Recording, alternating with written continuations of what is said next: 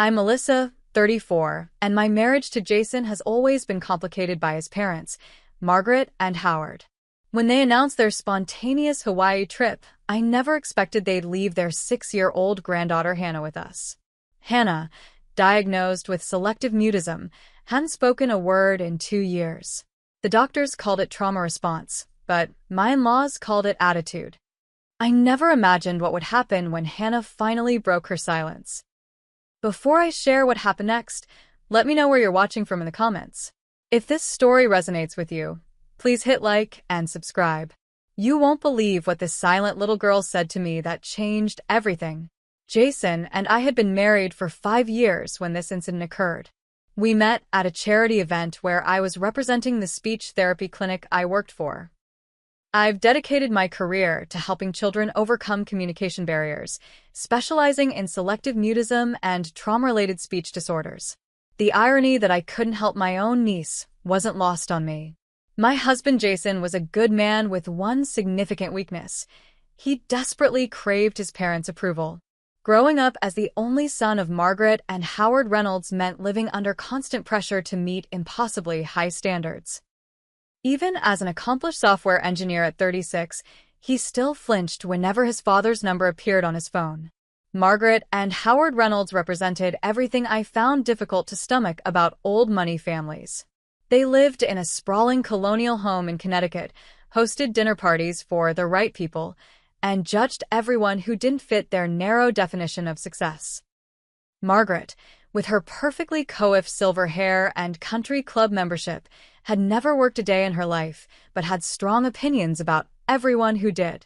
Howard, a retired investment banker, still treated every conversation like a business negotiation where he needed to come out on top. From the moment Jason introduced me as his girlfriend, I could feel their disapproval. A speech therapist from a middle-class family in Ohio wasn't what they had envisioned for their son. During our engagement dinner, Margaret had smiled tightly and said, "It's nice Jason found someone who works with children. I suppose that means you'll be well prepared when you quit to raise our grandchildren." When I explained I planned to continue my career, the temperature in the room dropped 10 degrees. The passive-aggressive comments never stopped. At our wedding, Howard loudly wondered if speech therapy was just a fancy term for teaching the ABCs. During holiday gatherings, Margaret would sigh and mention the corporate lawyer Jason had dated before me, wondering aloud, whatever happened to her? Each interaction left Jason torn between defending me and pleasing his parents, a position I never wanted him to be in. Hannah entered our lives 3 years ago. She wasn't Jason's sister's child as many assumed, but rather the daughter of Howard's younger brother Thomas and his wife Alicia. Thomas and Alicia had died in a boating accident when Hannah was just 4, leaving the little girl orphaned. While Margaret and Howard had legally adopted her, it became clear they viewed her more as an obligation than a beloved grandchild. Their biological grandchildren, the children of Jason's sister Diana, received lavish gifts, private school education, and constant doting attention. Hannah, by contrast, was kept in the background during family gatherings, dressed in outdated clothes that Diana's children had outgrown, and frequently criticized for being too quiet or awkward around adults. I first noticed Hannah's selective mutism during a Christmas dinner 2 years ago. While the other children chattered excitedly about Santa and presents, Hannah sat silently, responding only with slight nods or shakes of her head. When I gently asked if she was enjoying her mashed potatoes, Margaret interrupted, "Don't bother. She's going through a phase where she refuses to speak. Just looking for attention, if you ask me." As a speech therapist, alarm bells rang in my head. Hannah's behavior showed classic signs of selective mutism, often triggered by trauma or anxiety. When I suggested having her evaluated, Howard scoffed, "The girl just needs discipline, not some quack telling us she has a syndrome." Thomas was the same way as a child, quiet until he got what he wanted. Over the following months, I tried suggesting resources, sending articles, even offering to connect them with colleagues who specialized in childhood trauma. Each attempt was rebuffed. Margaret insisted Hannah spoke perfectly fine when alone with them, though I never witnessed it myself. Howard complained about today's tendency to label normal childhood behavior as disorders. Meanwhile, Hannah remained silent, her eyes growing more distant at each family gathering. The final straw came when I overheard Margaret telling Hannah that smart girls speak when spoken to and that only babies communicate by pointing. I confronted them, using all my professional knowledge to explain how harmful such statements could be. The resulting argument ended with Howard suggesting that perhaps we should see them less frequently if I couldn't respect their parenting decisions. For 6 months after that, our contact was limited to brief phone calls and obligatory birthday cards. Then, on a Tuesday morning in July, they called Jason announcing they'd won a last-minute vacation package to Hawaii and would be stopping by our house in 2 hours. The doorbell rang at exactly noon. When I opened the door, Margaret and Howard stood on our porch looking remarkably casual compared to their usual formal attire. Margaret wore a floral sundress with large sunglasses perched on her head, while Howard sported a Hawaiian shirt that seemed wildly out of character for a man who normally wore nothing but tailored suits. "Melissa, dear, so good to see you," Margaret said without a hint of warmth. "Is Jason home?" Before I could answer, Jason appeared behind me, clearly nervous, but trying to appear relaxed. "Mom, Dad, what a surprise. Come in. We won't be staying long," Howard said, checking his watch.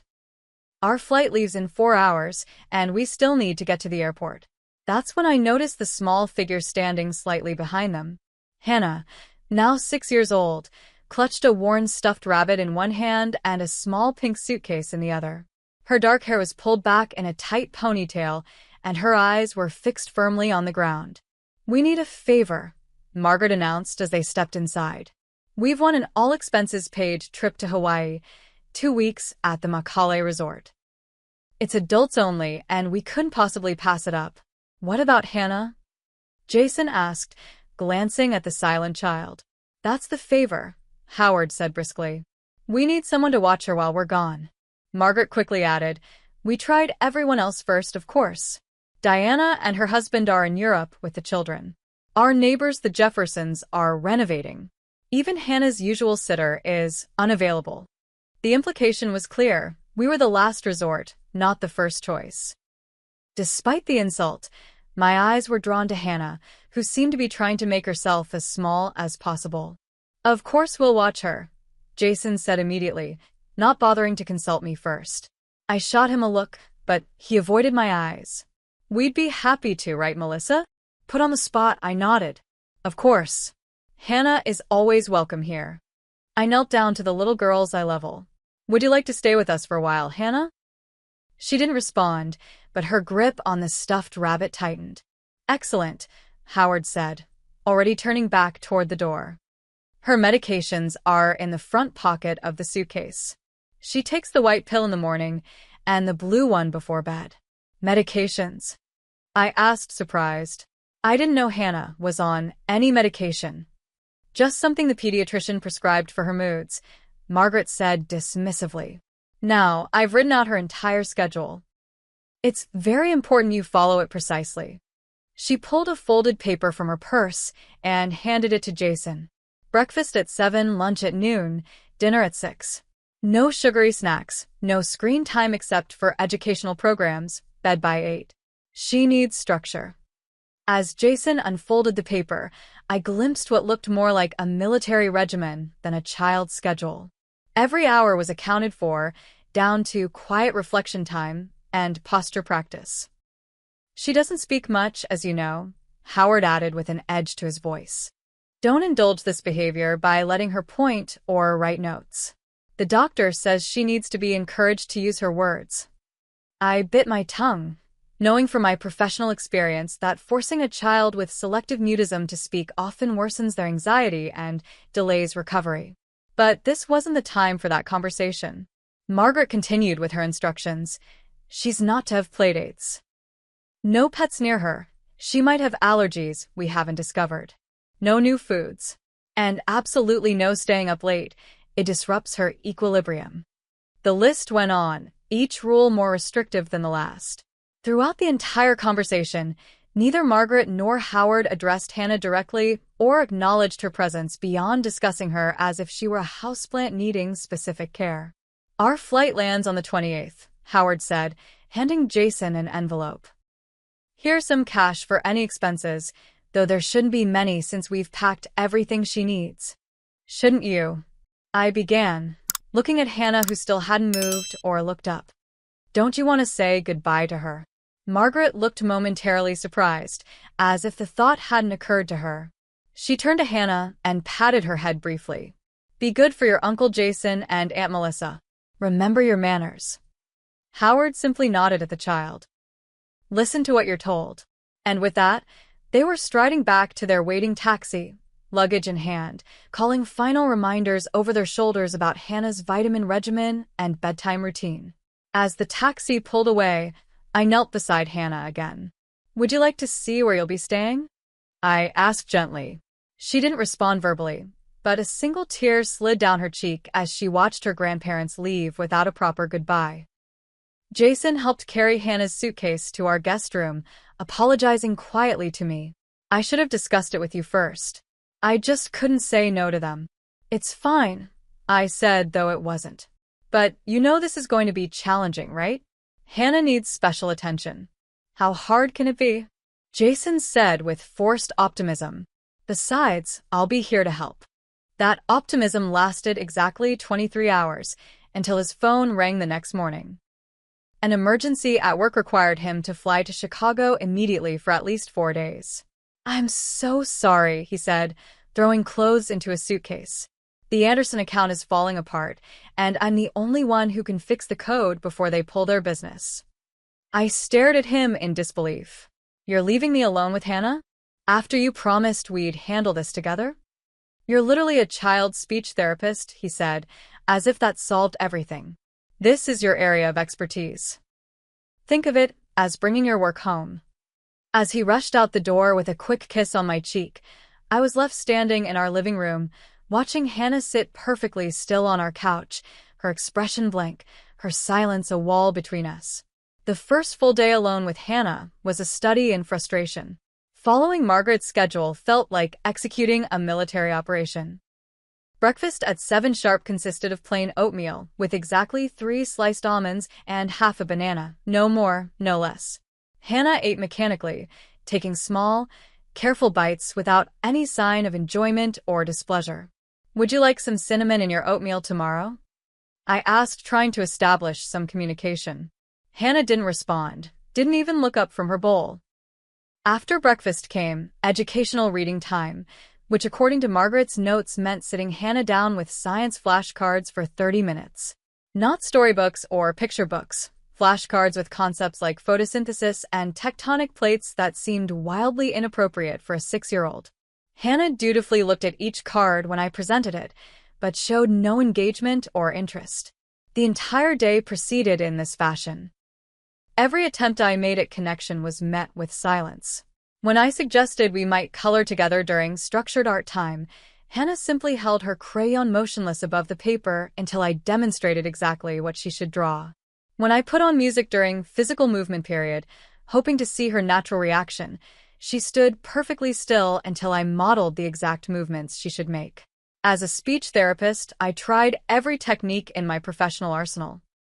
I used visual communication boards, simple yes/no questions, drawing exercises designed to facilitate nonverbal expression. Nothing worked. Hannah responded only to direct instructions, showing no preferences, opinions, or personal initiative. By evening, I was emotionally exhausted. After putting Hannah to bed precisely at 8 as instructed, I called Jason in Chicago. "How's it going?" he asked, the sounds of a restaurant audible in the background. "It's incredibly difficult," I admitted. "She won't communicate at all, Jason. Not even nonverbally. It's like she's completely shut down." "She's always quiet," he said dismissively. "That's just how she is." "This isn't normal quietness," I tried to explain. "This is a traumatized child who's been taught that having any personal expression is wrong. Your parents' rules are making it worse." "Now you're blaming my parents?" His voice took on the defensive tone I'd heard many times before. They've done their best since Thomas and Alicia died. Not everyone has a degree in child psychology, Melissa. This isn't about having a degree. This is about basic emotional needs not being met. Look, I have to go. The clients are waiting. Just follow the schedule Mom left, and everything will be fine. Hannah is used to routine. After hanging up, I sat alone in our kitchen, wondering how I could possibly reach this child who seemed locked away inside herself. I understood selective mutism professionally, the anxiety that prevents speech even when the child desperately wants to communicate, the physical sensation of words becoming trapped, the fear of judgment. But understanding clinically and breaking through personally were entirely different challenges. Around midnight, I was awakened by a small sound from the guest room. I found Hannah sitting upright in bed, silent tears streaming down her face, her body rigid with what appeared to be terror. When I approached, she didn't acknowledge me. "Did you have a bad dream?" I asked softly, keeping my distance to avoid frightening her further. No response. "Would it help if I sat with you for a while?" Nothing. Eventually, I began humming a quiet lullaby, keeping my movements slow and predictable. After nearly 30 minutes, Hannah's eyes began to droop, though she fought to keep them open. When she finally slept again, her small hand was clutching the edge of the blanket so tightly her knuckles were white. The next morning, while Hannah was occupied with the flashcards, I examined the contents of her suitcase more thoroughly. Her clothes were all practical and plain, without any of the colorful characters or sparkles most 6-year-old girls enjoyed. The few toys included were educational rather than fun: alphabet blocks, a mathematics workbook, a wooden puzzle of the United States. Tucked at the very bottom, however, I discovered a small sketchbook. Opening it cautiously, I found page after page of dark, troubling drawings. A small stick figure alone in large, empty houses. Tall figures with angry slashes for mouths. Black scribbles covering entire pages. On one particularly disturbing page, the small figure had no mouth at all. As a professional who worked with traumatized children, I recognized these as cries for help.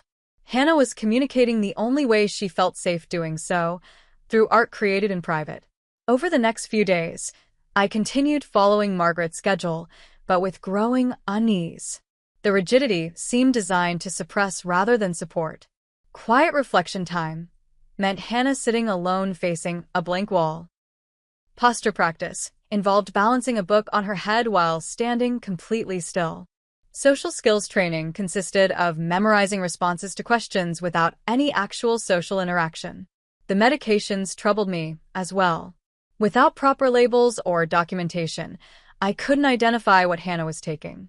When I called Margaret and Howard's house phone hoping to leave a message requesting more information, I discovered their voicemail was full. Emails went unanswered. By the 4th day, I reached a breaking point.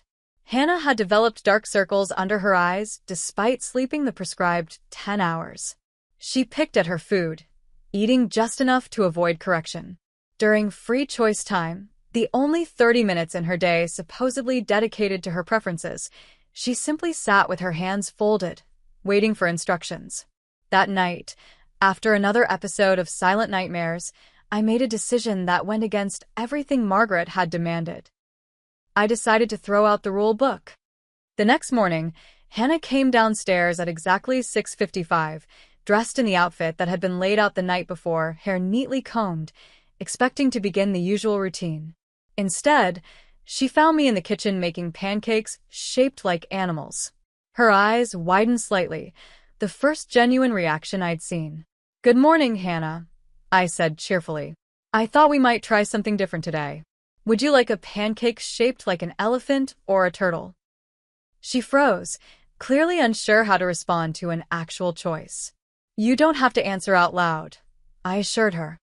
"You can point or just take the one you want." After a long moment of internal struggle visible in her eyes, Hannah's small finger extended very slightly toward the elephant pancake. When I placed it on her plate with a smile rather than a correction, the tension in her tiny shoulders eased just a fraction. That small moment of choice became our foundation. Instead of following Margaret's draconian schedule, I created a gentler structure with built-in options throughout the day. Rather than flashcards, I offered a selection of age-appropriate books. Instead of standing still during physical movement period, we danced in the living room to children's songs, with me demonstrating silly moves that eventually coaxed the tiniest of smiles from Hannah. I set up an art corner in the dining room with various supplies, crayons, markers, colored paper, clay, and told Hannah she could create whatever she wanted. The first day, she simply sat staring at the materials. The second day, she carefully selected a blue crayon and drew a perfect circle, then looked to me for approval. By the third day, she was creating without looking for permission first. One afternoon, I found her particularly responsive to a modeling clay session and decided to share something personal. You know, Hannah, when I was a little girl, I had trouble talking too, I said as I shaped a little clay turtle. My parents argued a lot, and sometimes the words would get stuck in my throat like there was a big rock blocking them. Hannah's hands stilled on her own clay creation. That's actually why I became a speech therapist. To help kids who have trouble finding their words. I continued shaping my turtle, keeping my tone casual. The funny thing is, sometimes we don't need words to say important things. Your drawings tell me a lot about how you feel. Hannah's eyes flicked up to mine briefly before returning to her clay. I want you to know something important, I said gently. In this house, you're safe. You don't have to speak until you're ready. You don't have to do anything just because someone tells you to. Your feelings matter to me. That night, Jason called again. He'd be staying in Chicago longer than expected. How are things going? He asked, sounding distracted. I've made some changes to Hannah's routine, I said firmly. What? Why? Mom was very clear about Jason. The schedule was harmful. Hannah has been showing signs of anxiety and depression. As a professional, and as someone who cares about her, I couldn't continue enforcing rules that were hurting her. Melissa, you can't just decide. I can and I did, I interrupted. If you were here to see what I'm seeing, you'd understand. Hannah isn't just quiet. She's terrified of making any choice or showing any preference. That's not shyness. That's learned helplessness. Our argument continued for nearly 20 minutes, with Jason insisting I was overstepping and me refusing to back down. Eventually, he sighed in resignation. Fine. Do what you think is best. But when my parents get back and find out, when your parents get back, we're going to have a very serious conversation about Hannah's well-being, I said firmly. This isn't about undermining their authority. It's about protecting a child. The following day brought another breakthrough. While cleaning, I discovered an old keyboard stored in our spare closet, a remnant from my college days when I'd briefly taken piano lessons. I set it up in the living room, and Hannah's eyes immediately locked onto it with unmistakable interest. Do you like music, Hannah? I asked, sitting at the keyboard and playing a simple melody. She took a small step toward the keyboard, then stopped, uncertainty written across her face. Would you like to try? I patted the bench beside me. After a moment's hesitation, Hannah climbed up next to me. I showed her how to play. Mary had a little lamb with one finger, and for the first time, she mimicked my actions without being explicitly instructed to do so. When she successfully played the tune, a smile, a real, genuine smile, briefly lit up her face.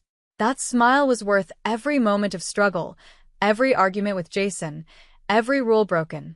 It was the first indication that inside this carefully controlled little girl, there was still joy waiting to be released. By the end of the week, Hannah had developed a routine of her own choosing. She gravitated toward the art supplies in the morning, the keyboard after lunch, and story time before bed. She still didn't speak, but she had begun communicating through nods, head shakes, and pointing. She would make eye contact with me now, something she had rarely done before. Most significantly, the nightmares had stopped. Hannah slept peacefully through the night, no longer rigid with fear. During the day, she moved more naturally, less like a wind-up doll performing prescribed actions. I consulted with a colleague about the unlabeled medication, sending photos of the pills. Her response confirmed my suspicions. One appeared to be a mild sedative, the other a medication sometimes prescribed for ADHD, though Hannah showed no signs of attention deficit or hyperactivity. With my professional background informing the decision, I gradually reduced the dosage, documenting Hannah's improved mood and engagement each day. 10 days into our new routine, I was playing simple songs on the keyboard with Hannah beside me. I'd been singing softly, nothing demanding, just creating a comfortable atmosphere between us. I told Hannah it was okay not to speak until she felt ready, that her voice was her own to use when she wanted to. Some people think silence means you have nothing to say, I explained gently. But I know better. Sometimes the people with the most important words are the ones waiting for the right moment to share them. Hannah's fingers touched the piano keys, playing a hesitant melody of her own creation. Then, so quietly, I nearly missed it, she spoke her first words to me. "Grandma says I'm broken inside." The 7 words hung in the air between us, so unexpected that for a moment I couldn't respond.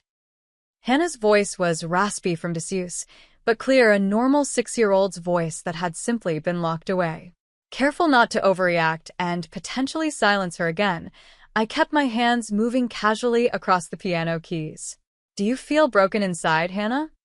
She stared at the black and white keys, not meeting my eyes. "Grandma says good girls are seen and not heard. Talking makes her head hurt." My heart pounded as I maintained an outwardly calm demeanor. "You know, Hannah, sometimes adults say things that aren't true, even grandparents. I used to talk all the time. Mommy and Daddy liked my stories." Her voice trembled slightly. "But after they went to heaven, Grandma said I talked too much about silly things." I gently placed my hand on the keyboard, not touching Hannah, but stopping the music. "Would you like to tell me more about that?" Like a dam breaking, Hannah's words began to flow. 2 years of silence gave way to a flood of painful revelations. When I first went to live with Grandma and Grandpa, I cried a lot because I missed Mommy and Daddy. Grandma said big girls don't cry, so I tried to stop. But sometimes at night, I couldn't help it. She described being made to sit in the quiet corner, facing a blank wall for hours when she spoke without being spoken to first. How Howard would lecture her about emotional discipline if she showed too much excitement about anything. How Margaret would compare her unfavorably to her cousins, calling her peculiar and difficult within her hearing. Grandma told people I stopped talking because I was sad about Mommy and Daddy, but that's not why, Hannah confided, her small fingers tracing patterns on the piano keys. "I stopped because Grandma put soap in my mouth when I asked about going home." I struggled to maintain my composure as Hannah described incidents that went well beyond strict parenting into the territory of emotional abuse. Being made to wear a sign that said silent when she talked during quiet hours. Having favorite toys taken away permanently as punishment for minor infractions. Being told repeatedly that her parents would be disappointed in her behavior. "The worst is when Grandma tells people I'm broken," Hannah said, tears finally falling. "She says it when she thinks I can't hear, but I always hear." "Hannah," I said carefully, "may I record what you're telling me? It's important, and I want to make sure I remember everything correctly." She nodded, and I quietly activated the recording function on my phone, placing it on the piano bench between us. For nearly an hour, Hannah spoke, sometimes in full sentences, sometimes in disjointed fragments as memories surfaced. She described being given medicine that made her feel fuzzy and sleepy whenever there were important guests coming over. She talked about overhearing Margaret tell friends that Hannah had developmental issues and was not quite right in the head. Most disturbingly, she revealed that the pristine facade of Margaret and Howard's parenting fell away when they were alone with her. The schedule I'd been given was indeed followed religiously, but with harsh consequences for any deviation. Hannah wasn't merely encouraged to follow the rules, she was punished severely when she didn't. "If I spill food, I don't get to eat at the next meal," she explained matter-of-factly. "If I don't sit straight enough during posture time, I have to sleep without a pillow." Throughout her account, Hannah's voice remained oddly detached, as if she were describing someone else's life.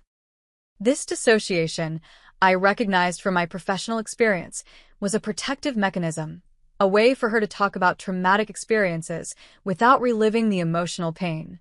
When she finally fell silent, I asked gently, "Hannah, why did you decide to talk to me today?" She looked up at me directly for the first time. "Because you said I don't have to talk until I'm ready." Nobody ever said that before. They all just told me to talk or be quiet, but nobody asked what I wanted. I fought back tears. "And what do you want, Hannah?" Her answer was immediate and heartbreaking in its simplicity. "I want to stay here with you. You don't make me feel broken."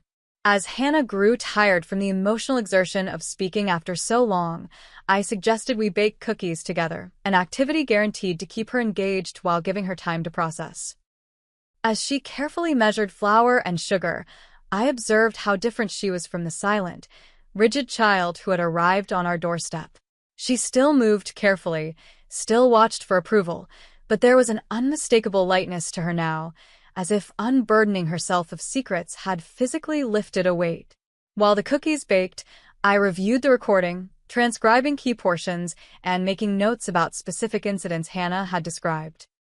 My professional training in documenting suspected abuse cases came flooding back, and I created a detailed timeline based on Hannah's disclosures. The evidence was overwhelming and disturbing. What Margaret and Howard had presented as appropriate structure for a difficult child was instead a systematic breaking of a young girl's spirit. Their rigid rules weren't designed to help Hannah. They were designed to control and silence her. As Hannah fell asleep that night, I sat in our home office surrounded by notes and research on emotional abuse, child protective services procedures, and family court precedents. I knew what needed to happen next, but I also knew it wouldn't be easy, especially with Jason. My husband would be returning home tomorrow, and I needed to prepare for what would likely be the most difficult conversation of our marriage. His parents had emotionally abused an already traumatized child, and I had irrefutable evidence. Now I had to make him see the truth, even if it shattered his perception of his family forever. Jason arrived home the following afternoon, tired from his business trip, but in good spirits after successfully saving the Anderson account. His cheerful mood evaporated the moment he saw my serious expression. "We need to talk," I said quietly after he'd set down his luggage. "It's about Hannah." "Is she okay? Did something happen?" Concern flooded his face. "She's fine right now. She's napping upstairs." "But no, Jason. She's not okay in the bigger sense. There's something you need to hear." I led him to the kitchen table where I'd organized my documentation, Hannah's drawings, my notes, and most importantly, the audio recording. Before playing it, I explained how Hannah had finally spoken after days of building trust. "That's great news," Jason said, looking confused about my somber tone. "I told you you'd be able to help her with your background." "Jason, please just listen," I said, pressing play on the recording. As Hannah's small voice filled the room, describing the emotional abuse she'd suffered, Jason's face went through a progression of emotions: disbelief, denial, anger, and finally, devastating realization. When the recording ended with Hannah saying she wanted to stay with us because I didn't make her feel broken, Jason put his head in his hands. "This can't be right," he whispered. "My parents wouldn't, they couldn't. I'm a mandated reporter, Jason," I said gently but firmly. "In my professional capacity, if a child discloses abuse to me, I'm legally required to report it. But Hannah is family, so I wanted to talk to you first." "They're strict, yes, but abuse? That's a serious accusation, Melissa." "It's not an accusation. It's Hannah's direct testimony, along with physical evidence." I showed him the drawings, the journal entries I'd helped Hannah create, and photographs I'd taken of her meticulous behavior when following Grandma's rules. "They'll say she's making it up, that she's confused, that you influenced her," Jason argued, though his voice lacked conviction. "That's why I documented everything properly. And why I consulted with Dr. Rachel Mitchell. I pulled out a formal assessment from my colleague, a respected child psychologist who had reviewed the evidence. She's willing to testify that Hannah shows clear signs of emotional abuse consistent with her disclosures." Jason paced the kitchen, running his hands through his hair in distress. "What are you suggesting we do? Call the police on my parents? Report them to social services?" "I'm suggesting we protect Hannah, whatever that takes." I stood firm. Your parents are returning in 4 days. We need a plan before then. Our argument escalated as Jason cycled through defenses for his parents. They were from a different generation. They were doing their best after the trauma of losing Thomas. They didn't understand modern parenting approaches. Each argument felt weaker than the last, even to him. The breaking point came when Hannah appeared in the doorway, awakened by our raised voices. She stood frozen, eyes wide with fear, clearly expecting punishment for interrupting adults. "It's okay, Hannah," I said softly. "We're just having a grown-up discussion. You're not in trouble." But Hannah wasn't looking at me. She was staring at Jason, her entire body trembling slightly. "Are you mad because I talked?" she whispered. Jason knelt down to her level, his anger deflating instantly. "No, Hannah, of course not. I'm very happy you're talking again. Grandma and Grandpa will be mad," she said, her voice barely audible. "They'll say I told lies." "Did you tell lies, Hannah?" Jason asked gently. She shook her head emphatically. "No." "But Grandma says nobody will believe me because I'm broken inside." The phrase, repeated for the second time, seemed to finally break through Jason's defensive wall. He looked up at me, tears in his eyes, then back to Hannah. "You're not broken, Hannah. Not at all. And I believe every word you say." That evening, after Hannah was asleep, Jason and I developed a comprehensive plan. First, he called his parents in Hawaii, informing them we needed to extend Hannah's stay with us due to a development in her condition. Margaret was immediately suspicious. "What have you done?" she demanded. "Has Melissa been filling her head with ideas?" "Actually, Mom, Hannah has started speaking again," Jason said, his voice steadier than I expected. "We're working with a specialist to help her continue this progress." "We didn't authorize any specialists," Howard barked in the background. "You've overstepped, Jason." "We'll discuss everything when you return," Jason said firmly before ending the call. Next, we contacted Dr. Mitchell and arranged for an emergency evaluation. She agreed to come to our home the following day to meet with Hannah in a comfortable environment, bringing the necessary paperwork to document her findings officially. Jason then reached out to his sister Diana, carefully explaining the situation. Though initially shocked, Diana revealed she'd had concerns about Hannah's treatment for some time, but had been afraid to voice them. "Mom always made it clear Hannah was their responsibility, not ours," she admitted. "But I've noticed how differently they treat her compared to my kids." Dr. Mitchell's evaluation confirmed our worst fears. Hannah displayed clear symptoms of psychological abuse, hypervigilance, fear of making mistakes, difficulty expressing preferences, and developmental regression in certain areas. Her selective mutism was diagnosed as a trauma response, not a developmental disorder as Margaret had claimed to friends and family. With this professional documentation in hand, we consulted a family law attorney who specialized in custody cases. The situation was complicated by the fact that Margaret and Howard were Hannah's legal guardians following Thomas and Alicia's deaths.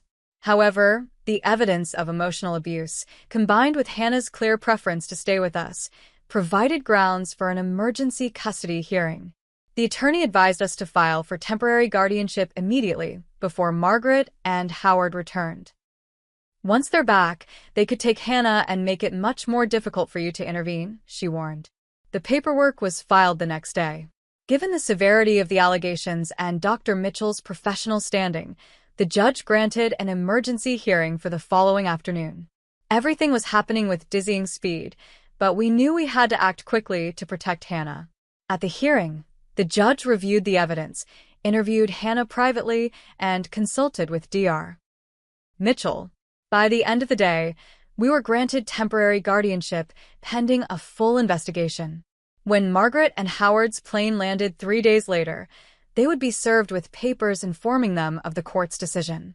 They arrived at our house in a fury, having gone directly from the airport after receiving the legal notification. "What is the meaning of this?" Howard demanded, waving the court order. "You've gone behind our backs to steal Hannah from us?" "We haven't stolen anyone," Jason said, standing straighter than I'd ever seen him in his parents' presence. "We're protecting Hannah." "From what?" Margaret scoffed. From proper discipline and structure? From expectations of proper behavior? This has your fingerprints all over it, Melissa. Hannah told us everything, I said calmly. About the punishments, the humiliation, the medications you gave her to keep her compliant. Children exaggerate. Howard dismissed. And selectively mute children are particularly prone to fantasy when they finally speak. Any court will recognize that. That's why we have this, Jason said, holding up the recording device. Margaret and Howard's faces paled as they heard Hannah's voice describing specific incidents of emotional abuse. You recorded her without our permission? Howard sputtered. That's illegal. Actually, in this state, one-party consent is all that's required for recording. Our attorney, who had joined us for this confrontation, interjected. And Hannah consented. This is preposterous, Margaret hissed. We've given that child everything. After what we went through losing Thomas, taking in his daughter, adjusting our entire lives, she's not an inconvenience to be managed, Jason interrupted, his voice breaking. She's a little girl who lost her parents and needed love, not rules and punishment. The confrontation continued for nearly 2 hours, with Margaret and Howard cycling through denial, minimization, blame, and finally threats. They would contest the court order. They would sue us for defamation. They would ensure Jason never worked in his industry again.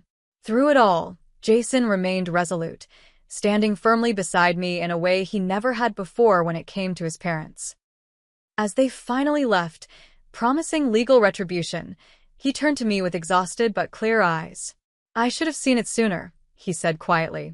All those years growing up with their high standards and proper behavior expectations, I was so used to it I couldn't see what they were doing to Hannah. I squeezed his hand. What matters is that you see it now. Upstairs, Hannah slept peacefully, unaware of the confrontation that had taken place. For the first time since she'd come into our lives, her future held the promise of genuine healing.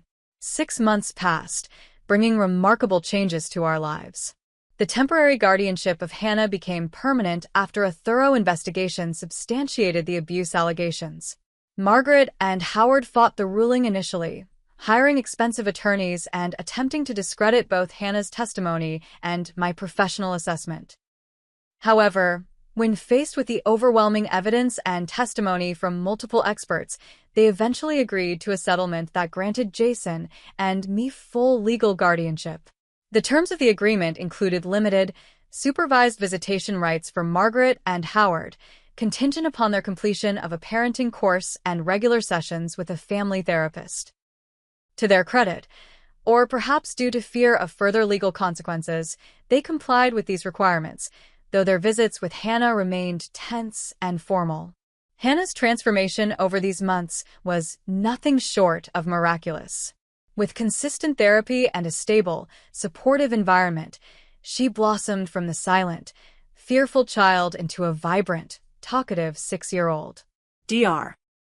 Mitchell worked with her twice weekly, using play therapy and art therapy to process her grief over losing her parents and the subsequent trauma with her grandparents. Her resilience is remarkable, Dr. Mitchell told us during one progress meeting. Children who experience early trauma often develop extraordinary coping skills. Now that those skills are no longer needed for survival, Hannah is channeling that strength into healing and growth. The selective mutism resolved completely. In fact, Hannah now talked almost constantly, as if making up for the 2 years of enforced silence. She told stories, asked endless questions, sang songs she remembered from her early childhood, and expressed her thoughts and feelings with surprising eloquence for a child her age. I was saving all my words, she explained one day while we baked cookies together, an activity that had become our special ritual. Now I have so many to share. Jason underwent his own transformation. The confrontation with his parents forced him to re-examine his entire childhood through a new lens.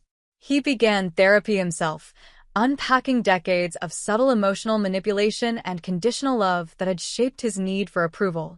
I always thought their strictness was because they wanted the best for me, he confided one night. Now I realize they just wanted control. His relationship with his parents remained strained but civil. Howard and Margaret, faced with losing access to both their son and Hannah, made superficial efforts to acknowledge their parenting mistakes, though they stopped short of admitting to abuse. Jason maintained boundaries with a firmness that would have been unimaginable before, no longer flinching when contradicting them or denying their demands. Our marriage grew stronger through this shared purpose of protecting Hannah.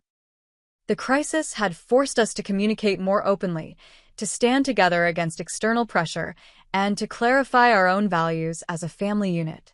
We discussed having children of our own someday, but for now, we focused on giving Hannah the childhood she deserved. My professional life shifted as well. Inspired by Hannah's journey, I developed a specialized program for children with selective mutism resulting from trauma, presenting my findings at several conferences. The experience had deepened my understanding of how family dynamics impact communication disorders, making me a more effective therapist for my clients. Hannah started a new school in September, entering first grade with appropriate support systems in place. Her teacher reported that while initially quiet in group settings, Hannah participated enthusiastically in class and had made several friends. The school counselor maintained regular check-ins, but noted Hannah was adjusting remarkably well. One evening in December, as we decorated our Christmas tree together, Hannah suddenly stopped and looked at me with serious eyes. "Aunt Melissa," she said, using the title she had chosen to call me. "Do you remember when I first talked to you? About being broken?" I nodded, sitting down on the couch to be at her level. "I remember every word." "I don't feel broken anymore," she said simply. "I feel fixed." She considered this word, then shook her head.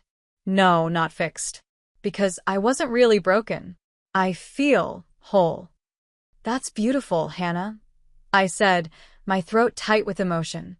She climbed onto the couch beside me, leaning against my side in the easy, trusting way that still sometimes took my breath away. "Thank you for helping me find my voice." Those 7 words, so different from the heartbreaking ones she had first spoken to me, represented everything we had accomplished together.